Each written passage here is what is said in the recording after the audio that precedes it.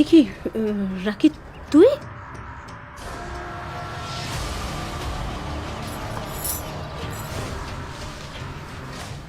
ছি ছি, তুমি না ওকে বড় মুখ করে ভাবি ভাবি বলো, আর আয়শা আপা তুমি না ভাইজান বলতে, আর তলায় তলায় হেই নোংরামি। ছি। শোন রাকি, তুই ভুল ভাবছিস। ভুল? আমি ভুল বলছি?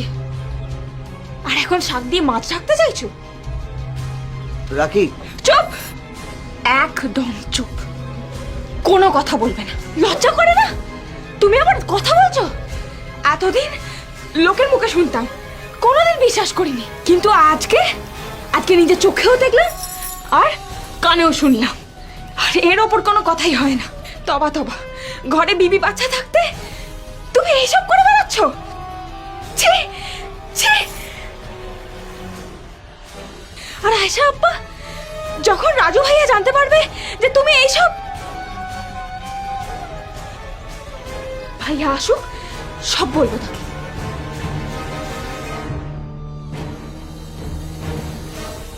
শোনো রাকি, একদম ছবে না আমাকে, ইতর লম্পট। ছি।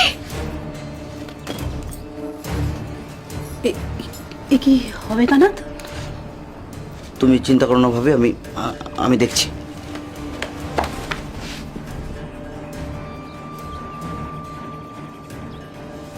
আমি যা বোঝার খুব ভালো মতো বুঝে গেছি, আমাকে আর বোঝানোর চেষ্টা করবে না। কি বুঝেছো তুমি? কি বুঝেছি আবার জিজ্ঞাসা করছো তুমি? লজ্জা করছে না? দেখো রাখি, বেশি বাড়াবাড়ি করার চেষ্টা করো না। ও তাই নাকি? আর তোমরা যেটা করছো সেটা কি? বেশ করেছি, আরো করব। এতদিন তোমার মারের ভয় চুপ করেছিলাম, কিন্তু এখন আর নয়। কি করবে তুমি? সবাইকে বলে দেবো, আর সবার আগে রাজু ভাইজানকে ফোন করে সবকিছু বলে দেবো। কি? তোর তো দেখছি সত্যি খুব বার বেড়েছে, হারামজাদে। বলে দেবে তুই? হ্যাঁ, এটা বলে দেবে? সবাইকে বলে দেবে তুই? হ্যাঁ বলে দেবো। কি বলবে? হ্যাঁ, তুমি কি ভাবছো তোমাদের, হ্যাঁ, হ্যাঁ, তুমি কি ভাবছো কি? তোমাদের এই নোংরামি আমি সহ্য করবো? তোমার মারের ভয়, আরে, কি করবি তুই? হ্যাঁ, সবাইকে বলে দেবি? এই নোংরামি আমি কিছুদিন সহ্য করবো না।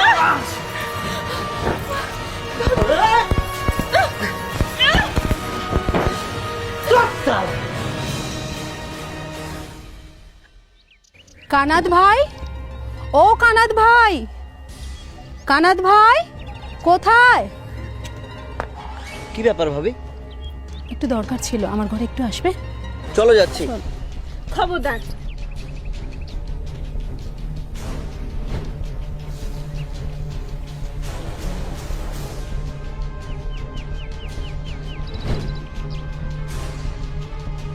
চলো। কোথাও যাবে না তুমি। বাবা, ও কানাত, তোমার বিবি তো দেখি মিলিটারি মতো রাস্তা আটকে দাঁড়িয়ে গেল। হ্যাঁ পড়লাম, আমি বেঁচে থাকতে তোমাদের এই নোংরামি আমি কোনোদিন করতে দেবো না। আচ্ছা আব্বা, তোমার লজ্জা ঘেন্না কিচ্ছু নেই? তুমি না ওর ভাবি, বয়সে বড় হয়ে। ছি। আল্লাহ সব দেখছে, সব দেখছে তোমাদেরকে, দোজখেও তোমাদের জায়গা হবে না। এই সালি, তুই থামবি?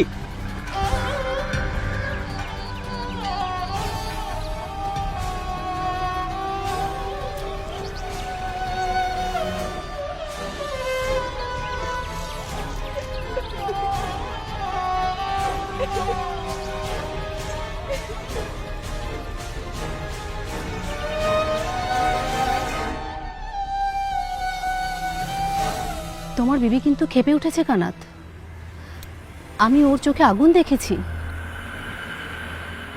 ও কিন্তু চুপ করে থাকবে না, একটা বড় কোনো ঝামেলা ঘটাবে। তোমার ভাইজানকে যদি ফোন টোন করে বলে দেয়, তখন থেকে তো পাতাই ছেড়ে যাচ্ছ, আমি একা বকবক করে যাচ্ছি। শুনছি, আমি তোমার কথা শুনছি আয়শা। শুধু শুনে কি হবে, কিছু তো একটা করতে হবে। সেটাই তো ভাবছি। আমার কিন্তু খুব ভয় করছে। তোমার ভয় করছে কেন? হবে না, পাড়াতে তোমায় আমায় নিয়ে গুঞ্জন শুরু হয়ে গেছে। আর এদিকে তোমার বিবিও। আমার তো মাগিকে খুন করে ফেলতে ইচ্ছা করছে। সালি জীবনটা আমার দোজক করে দিল। কি বলছো কি তুমি? খুন করবে? চান্স পেলেই করব। পাগল হয়ে গেছো? তারপর? তারপর আবার লাশটাকে পাচার করে দিয়ে বলবো বাড়ি ছেড়ে চলে গেছে। পাগলামো করো না। তার চেয়ে আমি যেটা বলছি সেটা শোনো। কদিন আমরা দেখা সাক্ষাৎ বন্ধ রাখি, একটু সব ঠান্ডা হোক। না না, তোমাকে আমি একটা দিনও না দেখে থাকতে পারবো না আয়শা। তার চেয়ে যেমন চলছে তেমনই চলুক। আচ্ছা বেশ, আমাদেরকে কিন্তু এখন খুব সাবধানে থাকতে হবে। তাছাড়া তোমার ভাইজান এলে তাকেও তো ম্যানেজ করতে হবে।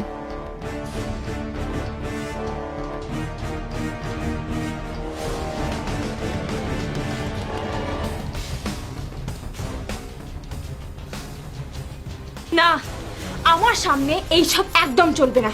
তোমাদের এই বেহেলেপনা আমি একদম সহ্য করব না। এই আপা, এক্ষুনি বেরিয়ে যাও বলছি আমার বাড়ি থেকে। যাও, বেরিয়ে যাও। দেখো কাতান, দেখো তোমারই সামনে তোমারই বিবি কেমন আমায় অপমান করছে। তুমি কিছু বলবে না? তুমি কি চুপ করে থাকবে? ও কি বলবে? ও কি বলবে? চোরের মায়ের বড় গলা। শোনো, এক্ষুনি বেরিয়ে যাও। নোংরা চরিত্রহীন মহিলা কথা করে। এই একদম বলে দিচ্ছি, আমার গায়ে হাত দেবে না, তাহলে কিন্তু আমি সবাইকে সবকিছু জানিয়ে দেবো। কি করবি তুই? আমি কিন্তু রাজু ভাইজানকে ফোন করে সবকিছু বলে দেবো।